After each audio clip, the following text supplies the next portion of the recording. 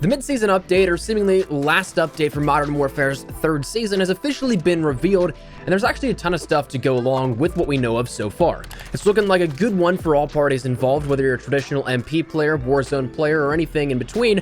There's a little bit of everything for everyone. So today I want to run down the additions and features that we've seen previewed for us today, everything that may be coming along with it, and when to expect that with what will be update 1.21 for Modern Warfare. So with that said, let me know your thoughts down below as we go along. Is there anything in particular that strikes you as particularly awesome, or anything you're excited for? Whatever it is, feel free to let me know your thoughts down there. But as well, if you are new to the channel, do be sure to hit that subscribe button, especially if you're part of that nearly 72% of viewers who are not subscribed, so that you can stay up to date with all things updates, information, and anything related to Modern Warfare and Warzone on a daily basis. But that said, let's jump into it. Let's start with some traditional MP information here with this. We now know that both the remaining maps in season are going to be on their way as of tomorrow with the update. Hard Hat and Isle 9. Hard Hat has that generic description tethered to it about being a haven for close quarters, fast-paced and frenetic gameplay, but also having some longer sightlines as well.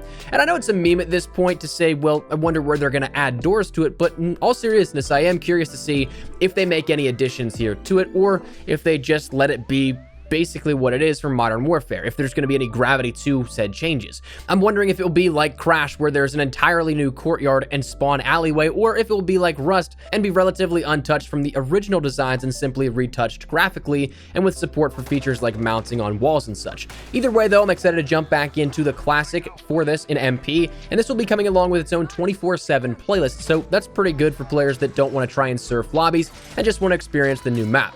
Isle 9 is also another map being added in with MP tomorrow, but it isn't your traditional 6v6 experience. Instead, it's a gunfight map, but this blog post makes it look like it's going to be a pretty interesting inaugural week here for this. Despite being a 2v2 map cut from Superstore, it's going to be available in its own 24/7 playlist called Cleanup on Isle 9, in which it's a 3v3 playlist of game modes of TDM, Kill Confirmed, Grind, and Domination.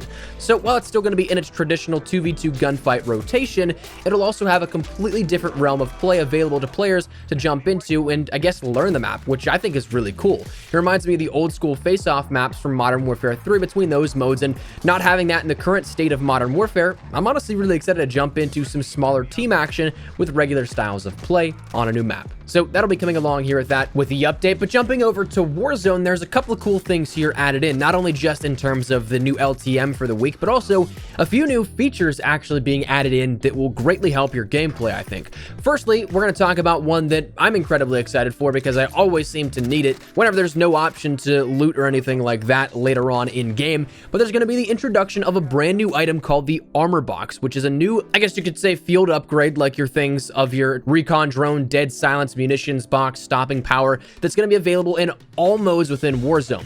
Similar to the munitions box, the item can be used by your entire team to replenish their armor, not their ammo, before or after an engagement. And it's something you'll be able to find lootable in crates, in supply boxes, or you can actually buy it at a buy station, though there is nothing specified on the actual price point for this just yet. If it is similar to the ammo box, I would imagine it's around 5,000 in-game cash, but I guess it really is dependent on how much it gives. If it ends up following the same properties where it fills out your armor for every single player that uses it, that might be something that is worth that 5,000, but if it only gives, say, 10 armor plates total, it might be something that is relatively cheaper. But this seems to be that thing that Amos Hodge was hinting at here on Twitter a couple of days ago, talking about new field upgrades and new things coming to Warzone that are independent of loadouts, but do help you out in those engagements. So that's pretty cool, and I'm excited to see just how well this works out, if it's something that becomes, I guess, part of the meta, if it's something that it's only the start of new additions coming in later on throughout the lifespan of Warzone. We'll have to wait and see, but definitely excited for that one. Additionally, we also learned of an adjustment to the Gulag. For the first time since Warzone's launch over 2 months ago, we're going to see an adjustment to the Gulag weaponry.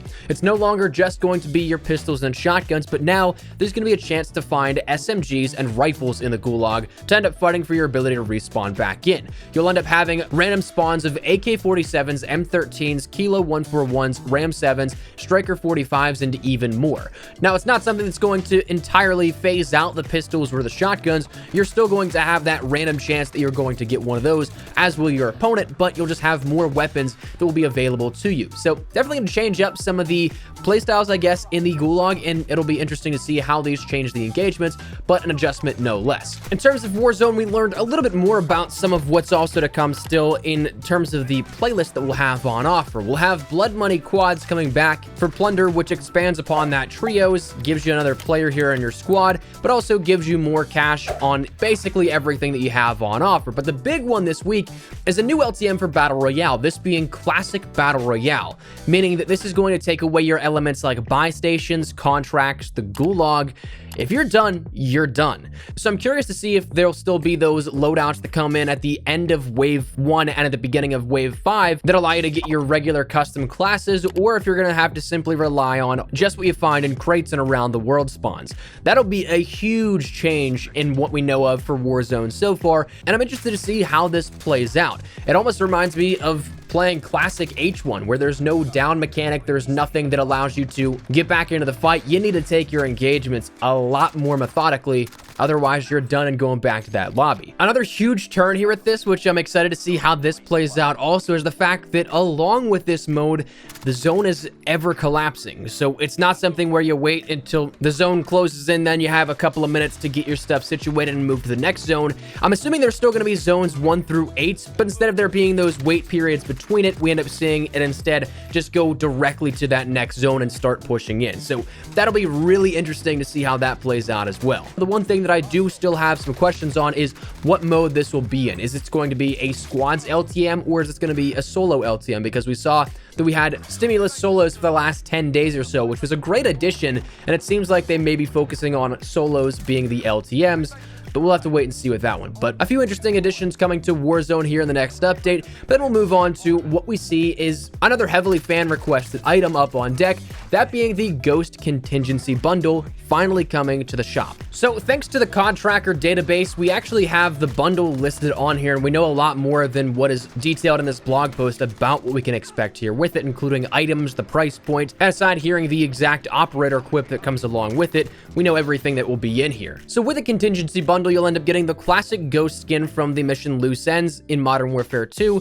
You'll have the Ghostly Premonitions Kilo 141 Legendary Blueprint, the Droger X16 Weapon Blueprint, the Shades Weapon Charm, the Ghost Dance Melee variant, the Cheers Operator Quip, the Hollow Epic Calling Card, the Ghost Com Rare Emblem, and the Grimace Spray. All this will be available to the player as of tomorrow in the shop update for 2,400 COD points. So do with that what you will. Is it something that you find worth it? That's entirely up to you. I can't really say yes or no, but you do get some cool stuff here with this from my own personal opinion. If you end up having a bunch of Ghost skins already, maybe you don't find it as worth, or if you just want to relive the classic nostalgia, maybe you do, but it'll be available there for you guys as of the update. Now, one thing though that we don't know is what basically anything else here on deck is. That's the only shop item. We usually see 2, maybe 3 sometimes detailed to us over the course of the initial update and then throughout the weekend on a sort of smaller Friday update, but this is the only one we have of as of right now. The only other stuff that we know of at the very moment, I'm sure there's going to be a lot more, is that of the RPG nerf likely coming with the update as well. And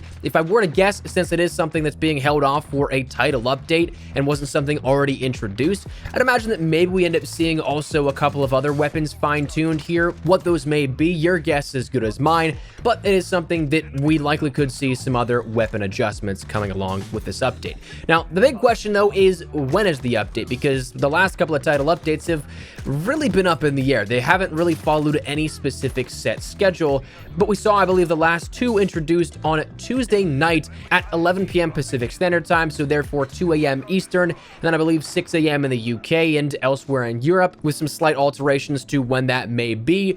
But it seems like, as it stands, this still looks like it's being targeted for releasing tomorrow. So therefore, meaning the update is likely to go out as of late tonight, probably around 11 p.m. Pacific Standard Time once again, but then allow you to download that update overnight and then maybe even be time gated for tomorrow's release, that you get a slight playlist update that just opens the floodgates here for that. So that's something that you definitely want to be conscious of and keep an eye out for. It may be something that pushes back over into tomorrow, but from what I've seen, who I've asked around for, it seems like the update will be tonight. So get ready to prep those consoles, get ready to prep that internet for the download that is going to be following, but it seems like we are just a few hours away from update 1.21 and everything that comes along with that. So with all that said, I think that's where we're going to wrap it up. I think it covers all the bases for everything that we've seen previewed today and everything that I wanted to talk about. So let me know your thoughts down below. Anything in particular you guys are looking forward to? I know that I'm excited for that armor box and getting some extra armor plates whenever I feel like it. And also, of course, I'm excited to jump into hard hat in traditional MP as well. So